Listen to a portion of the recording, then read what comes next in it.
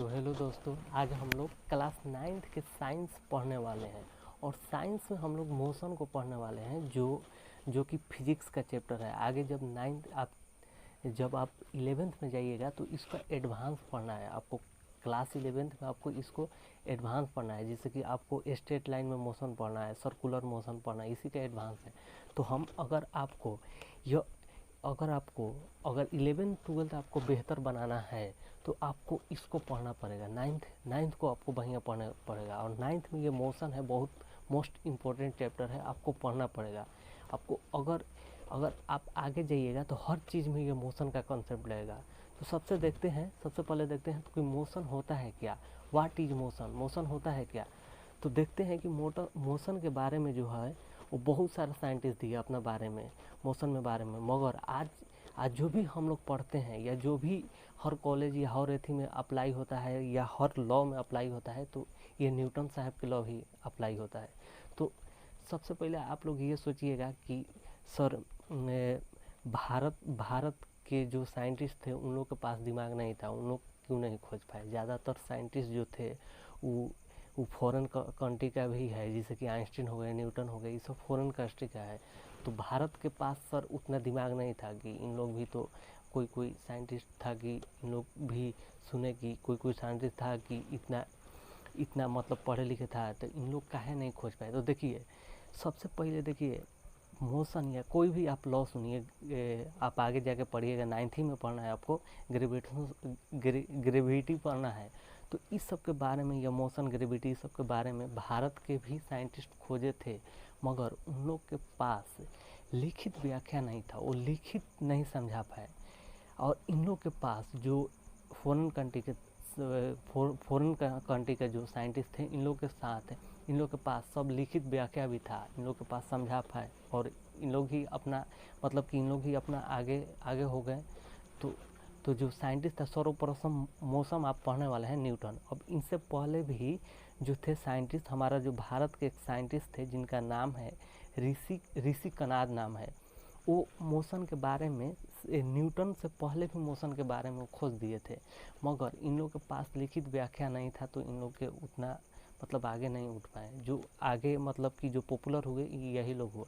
तो देखते हैं, इंट्रोडक्शन आप देख लीजिए और हम लोग मोशन पढ़ने वाले हैं। तो सबसे पहले व्हाट इज मोशन होता है क्या। तो मोशन देखिए, मोशन एक रिलेटिव टर्म होता है, जिसे कि हम किसी पे सापेक्ष में देखेंगे कि मान लीजिए कि एक हम ऑब्जेक्ट हो गए और हम दूसरे के बारे में देखेंगे कि हम कैसे उसको पता करेंगे कि वो बॉडी रेस्ट में है या मोशन में है। तो मोशन एक टर्म है, रिलेटिव टर्म है। जो मोशन क्या होता है कि मोशन क्या होता है, the position will change with respect to time. Time के रिस्पेक्ट में कोई भी ऑब्जेक्ट अगर टाइम के रिस्पेक्ट में अपना पोजीशन चेंज कर रहा है, तब हम उसको कहेंगे कि वो बॉडी मोशन में है। अब बॉडी मोशन में है। और रेस्ट में क्या होता है, कोई भी बॉडी अगर टाइम के रिस्पेक्ट में अपना पोजीशन चेंज नहीं कर रहा है, तो उसको हम कहेंगे कि यह बॉडी रेस्ट में है। तो सबसे पहले देखते हैं मोशन होता है क्या, पढ़ते हैं मोशन।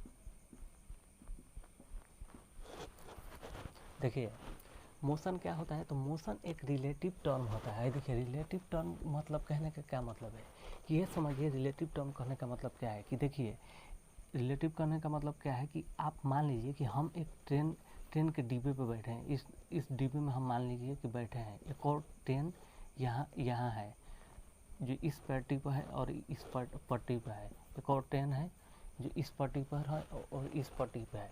मान लीजिए कि इस विंडो में इस विंडो और इस विंडो से इस जो ट्रेन का स्पीड है, दोनों का स्पीड सेम है, सेम चाल से ये चल रही है। तो इस विंडो का व्यक्ति और इस विंडो का व्यक्ति दोनों एक दूसरे के देखेंगे तो कैसा प्रतीत होंगे?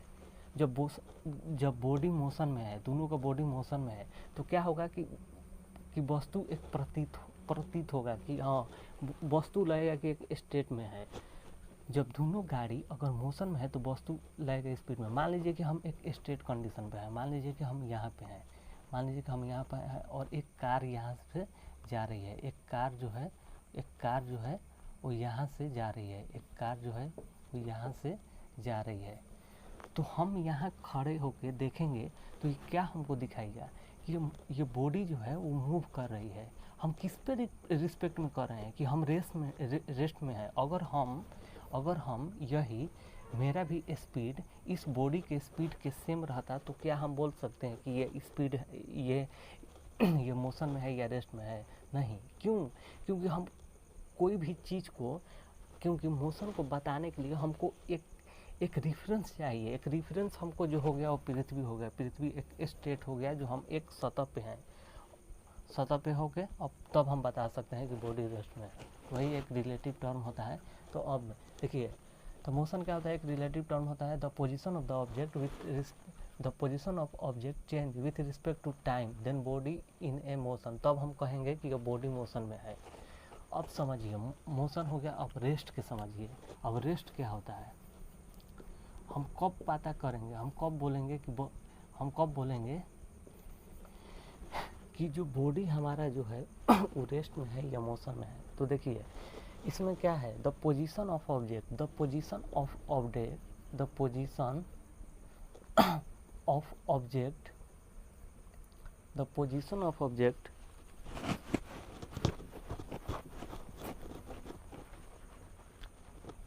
The position of object does not change with respect to time then body in rest।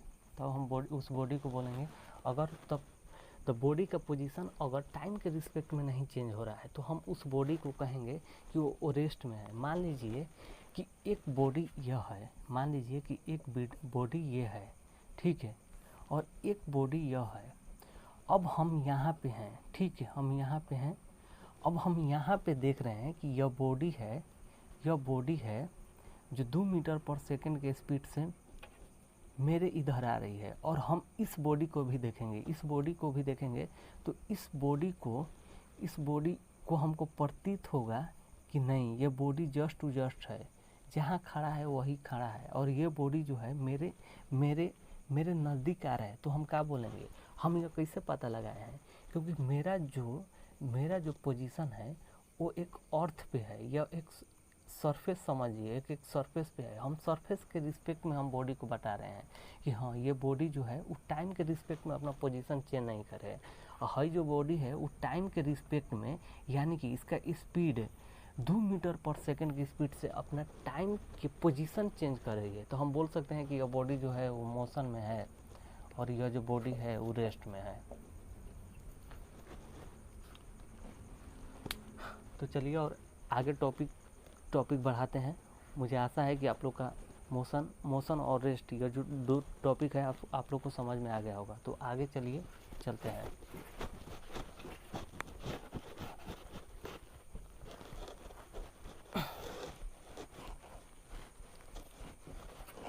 तो आज हम लोग क्या क्या कवर करने वाले हैं, थोड़ा इस पे चर्चा कर लेते हैं कि आज हम लोग क्या क्या पढ़ने वाले हैं। तो सबसे पहले टुडे कवर में हम लोग क्या क्या पढ़ने वाले हैं। टुडे कवर में टुडे कवर्ड, क्या क्या कवर्ड करने वाले हैं। तो सबसे पहले आप लोग इंट्रोडक्शन ऑफ मोशन के बारे में हम दे दिए, इंट्रोडक्शन ऑफ मोशन। फिर दूसरा में हम आप लोग को पढ़ाएंगे डिस्टेंस एंड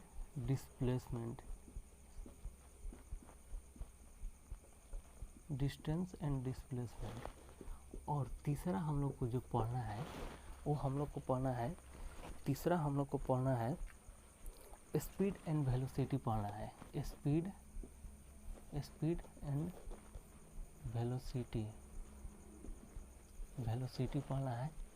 और इसमें दोनों आ जाता है, इसमें एवरेज भी पढ़ना है, एवरेज, और इंस्टेंटेनियस भी पढ़ना है। जो इंस्टेंटेनियस आप लोग को पढ़ना नहीं है तो ये अभी छोड़ देते हैं। क्लास 11th का ये टॉपिक है इंस्टेंटेनियस वेलोसिटी क्या होता है या इंस्टेंटेनियस स्पीड क्या होता है। और चौथा जो हम लोग पढ़ने वाले हैं वो हम लोग पढ़े हैं यूनिफॉर्म मोशन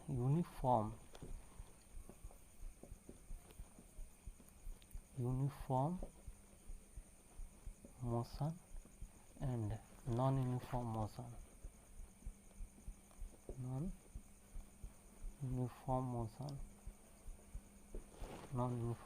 मोशन पढ़ने वाले हैं। और पांचवा जो पढ़ने वाले हैं हम लोग ग्राफ, कुछ रिलेटिव ग्राफ पढ़ने वाले हैं, कुछ रिलेटिव हम लोग ग्राफ पढ़ने वाले हैं स्लोप लोप के बारे में। और छठा जो हम लोग पढ़ने वाले हैं वो हम लोग पढ़ने वाले हैं डिस्टेंस एंड टाइम ग्राफ पढ़ना है, डिस्टेंस एंड टाइम का ग्राफ पढ़ेंगे। और सातवां जो टॉपिक है उसमें हम लोग पढ़ेंगे इसमें हम लोग पढ़ेंगे वेलोसिटी एंड टाइम का ग्राफ,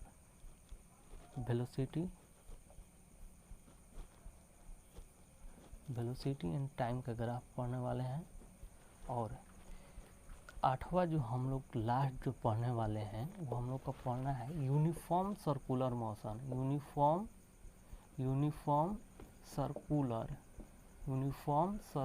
मोशन। तो आप लोग देख लीजिए, हम लोग आज ये पढ़ने वाले हैं, आप लोग स्क्रीनशॉट कर लीजिए, हम लोग मीट कर रहे हैं।